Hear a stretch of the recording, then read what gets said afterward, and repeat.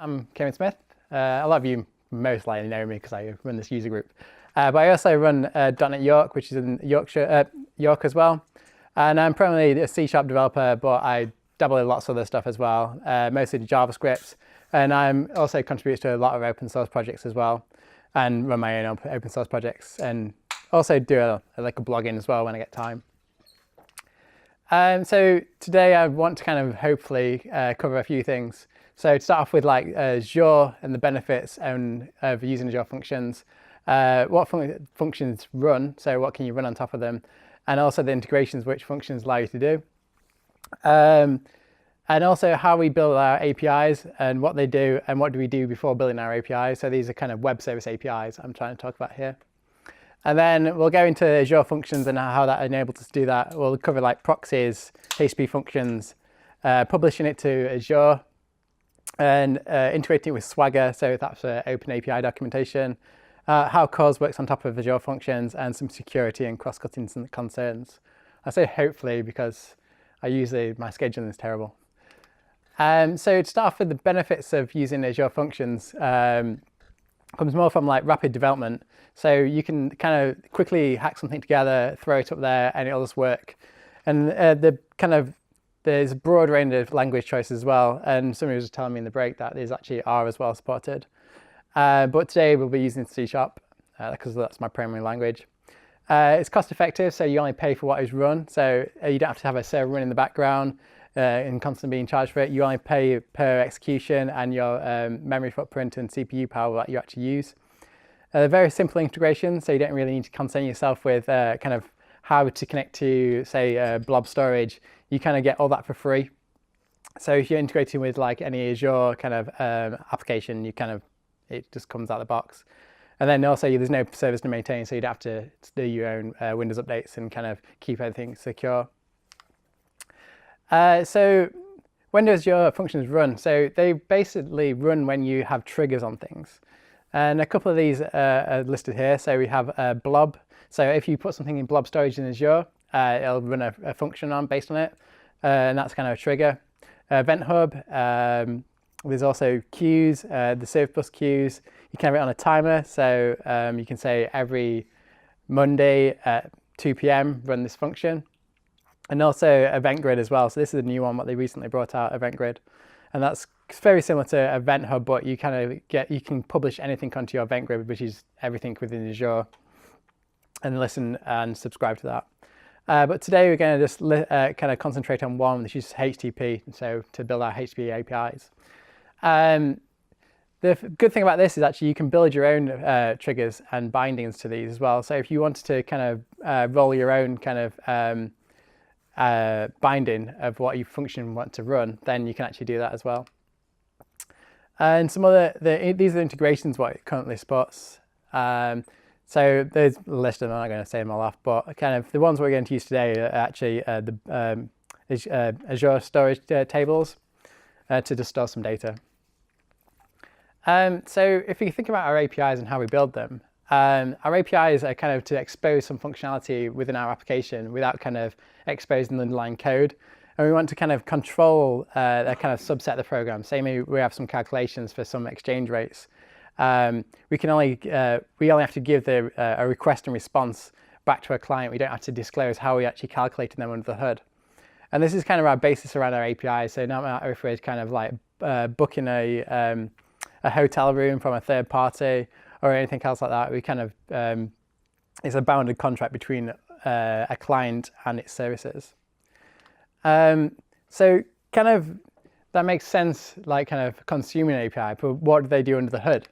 So we use it with a request coming in, and then that hits the server, does some clever calculations underneath it, and then responds back with a 200 OK. So this could be calculating some kind of prices or something, or adding markup to a kind of a product.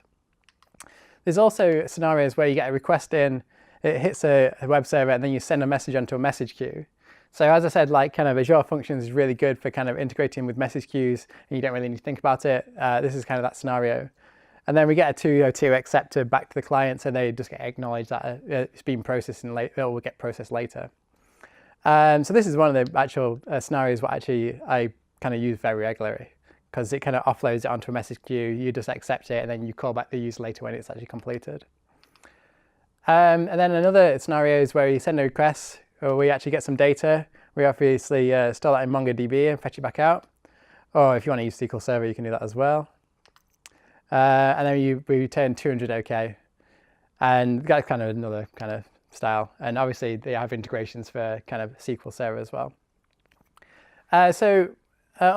We also need to stop kind of invalid requests. So if people start throwing junk at us, we don't want to respond with try to process data. We want to kind of decline their kind of access. So for this example, we send some valid data into our web service, and then we output like a bad request response back to them.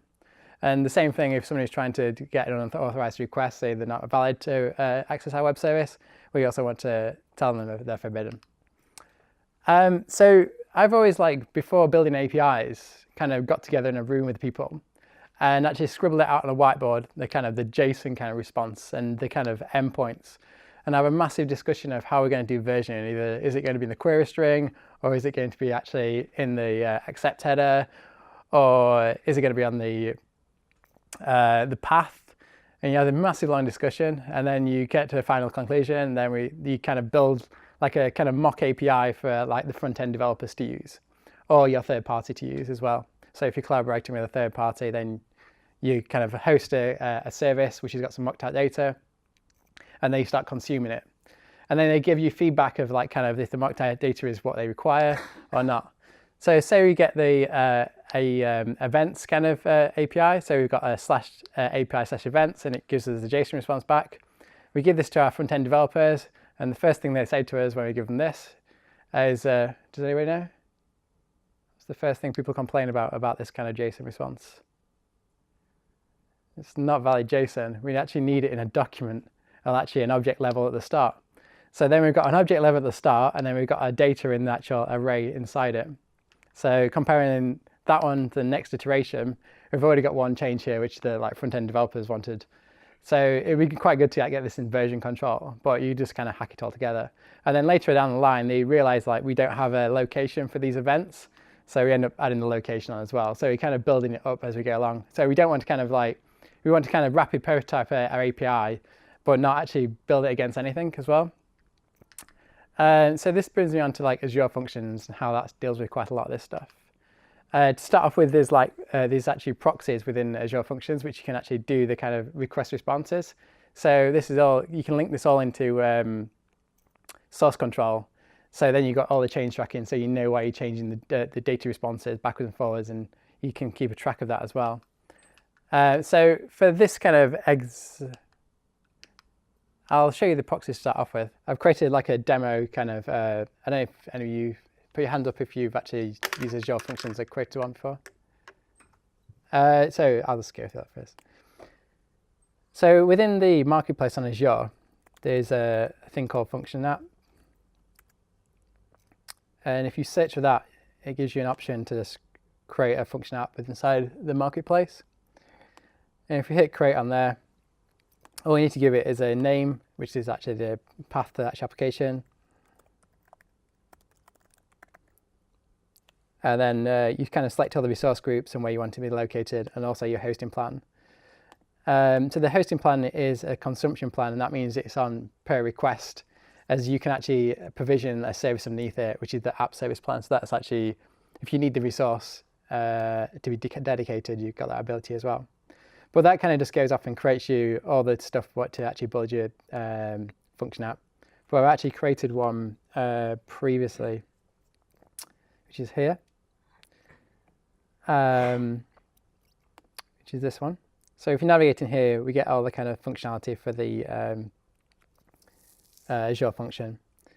So we can go to here and create a proxy by clicking there. So this can be like, I don't know, our events. And then we can give this a route. So this is the route from the actual host. So we wanted /events. And then we can also give it a method to what to get. So we can say for a get event. And then we can either route that to a backend API, but for our kind of mocked out kind of JSON responses, we can just give a response of 200. and then give it us a status code. You didn't need to. You can give it a status message as well, and we can give it a header of data type, no, content type, sorry, of application/JSON, and then we can give it a body inside here.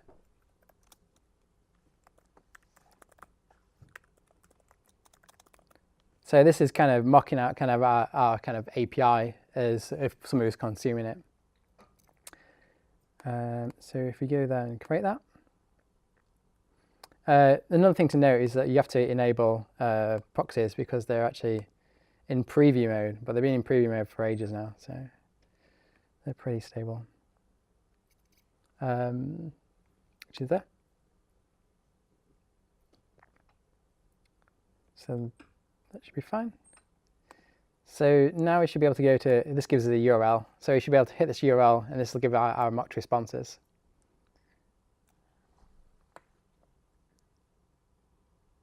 So it should.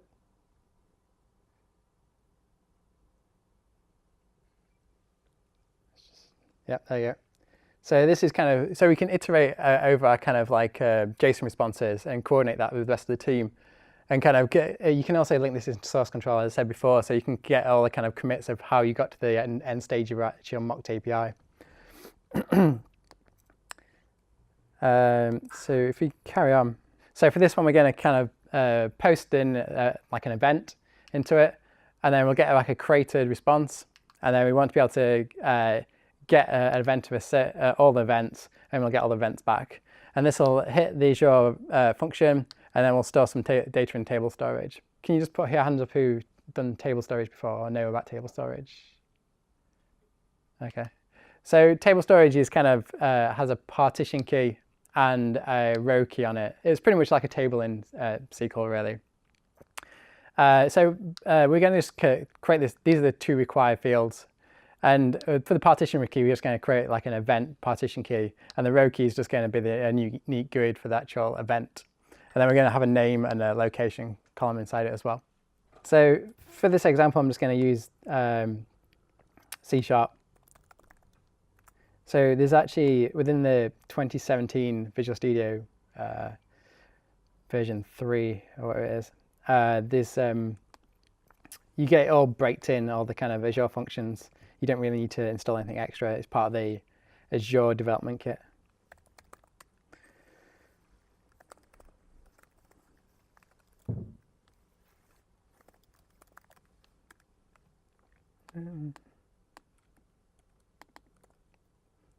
So you just create a solution exactly the same as before, and this will give you a just a plain functions app, which will actually do nothing.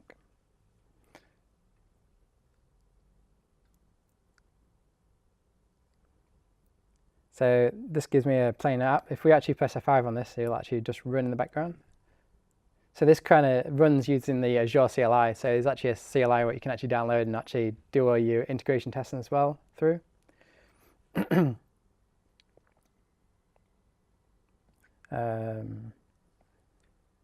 just disappear down here. So this is just running the Azure Functions CLI to actually host my Azure Function app.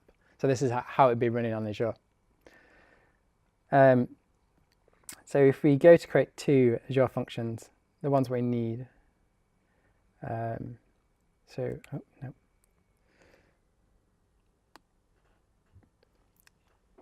So we have this Azure function up here, which is a C# class. And then we can do a HTTP get all events. So this is going to be the function what gets all the events from the table storage.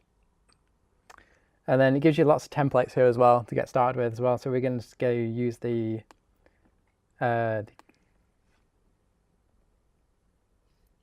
get one. There's a couple of access rights as well. So I'll talk about these later, but at the moment we're just going to create them anonymous. And for the connection, I'll fill that in a minute. And it gives you the table name we're going to need, and we'll call that events.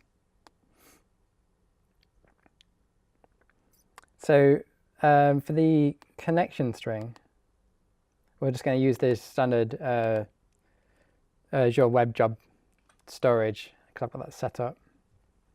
And that actually goes into this connection here.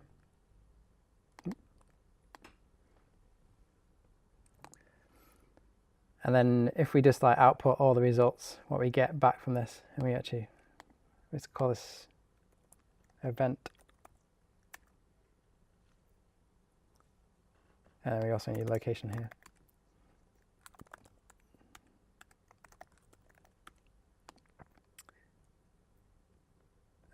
But for this, we can just get rid of all these logging it all out. And then we can just actually we don't really need that, is there? So for this, all it does is actually, so this creates the HTTP trigger, which is this here. We also, if we create another, you can also create routes on it.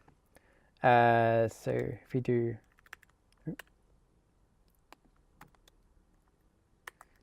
so we can specify our events route on here. So that'll do a /API/events. And then that does all the wiring for the HTTP trigger to bind it all together. So it'll get the on a GET request with a root of /events, it'll call this function, and then it'll also bind this table called events with this connection string to the Azure Web Job storage, and then bind it to this table. And then all our function is doing is just getting the whole of that table and then passing it back to the HTTP response. And then if we create the next one,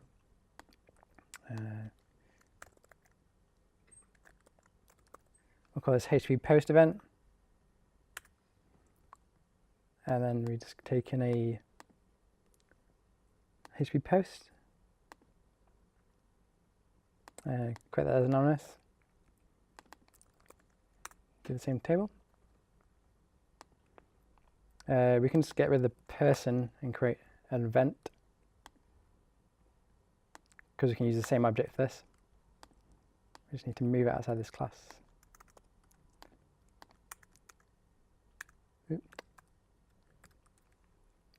So that's good. So we got a shared event object here now. Then we can set the location as well.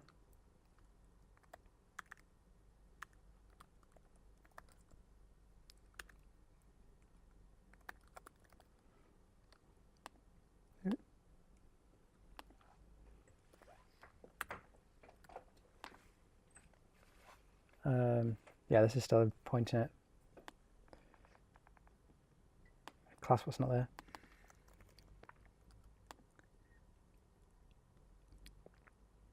And then we can also change the route as well to be the same route events.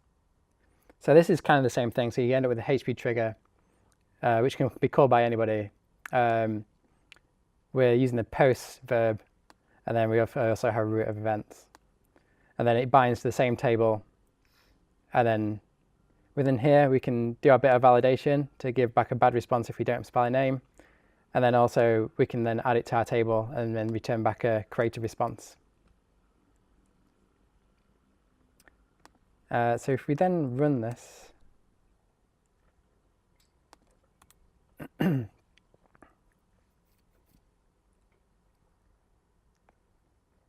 this will give us two endpoints, one get and one post. And then we should be able to use Postman, if we can see it. So this should be able to get us results back.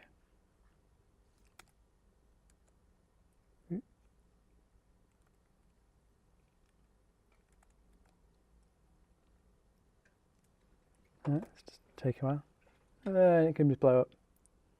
Oh, okay. Oops. Okay, I don't think I've got the storage emulator running. So if you're doing local development as well, you need the Azure Storage emulator if you're using table storage and things as well. So that's started.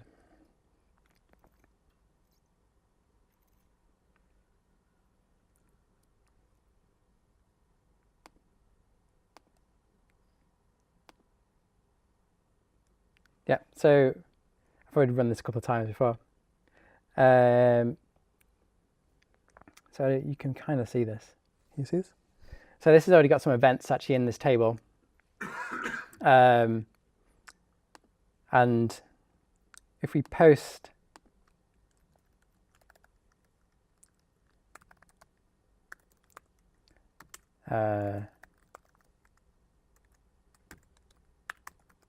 something else in there,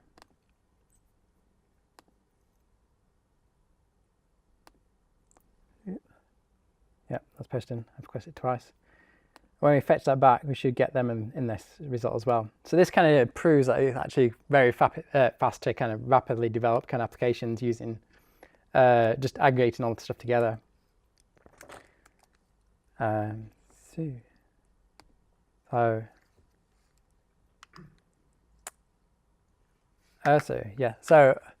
from that, I'm going to like publish this to Azure and show you kind of how easy it is to publish to Azure. And this is kind of, even though I'm using the publish inside Visual Studio, it's kind of pretty much the same practice because it's just a web application to what Azure sees. So you can actually publish it from any kind of CI tool pretty easily. So if you click the publish one, we can go to select existing. So pull down all your subscriptions, and then we should have our dotnetSheff demo application, which is here, which we should be able to click on. And then this will go off and publish it.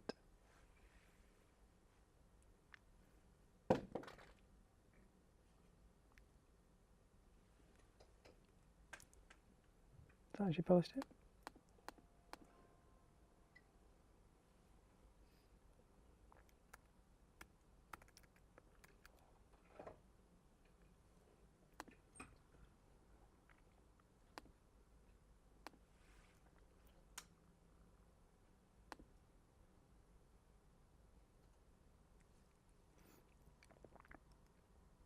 Yeah, so this is kind of published our API to the Azure Function app in Azure.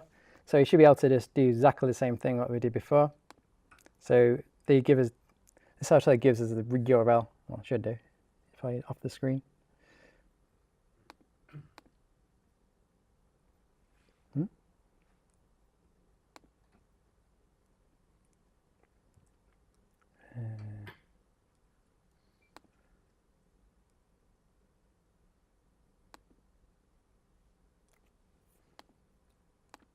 So we can use the same URL to switch this and out. What the hell? So if we then post in this event, we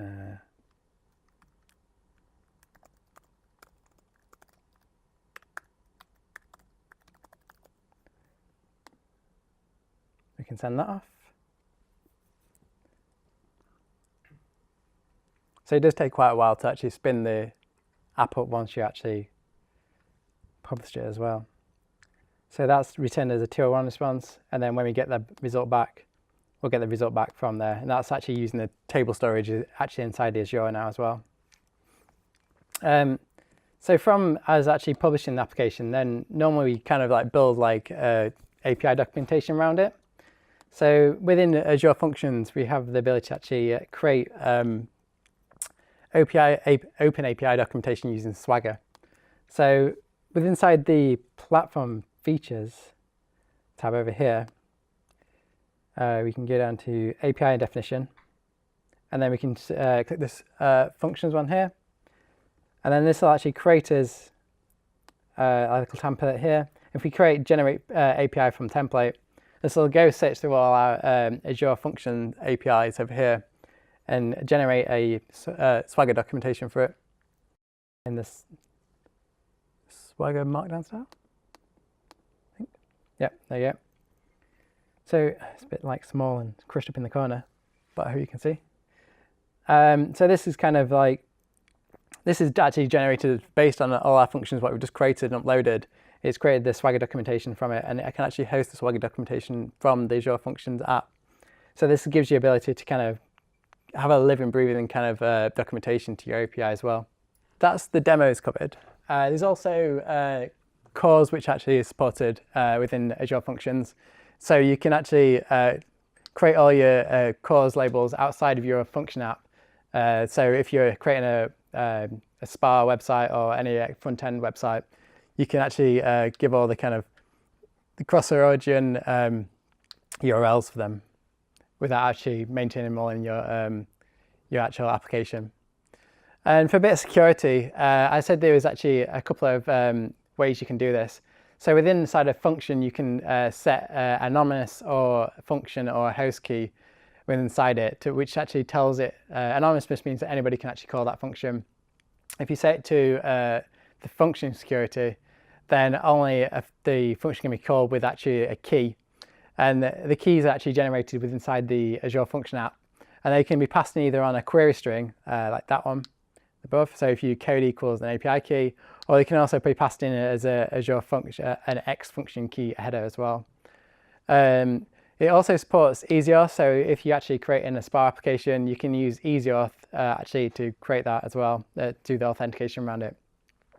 And this is kind of, I don't know if anybody's used it within the application services within inside Azure.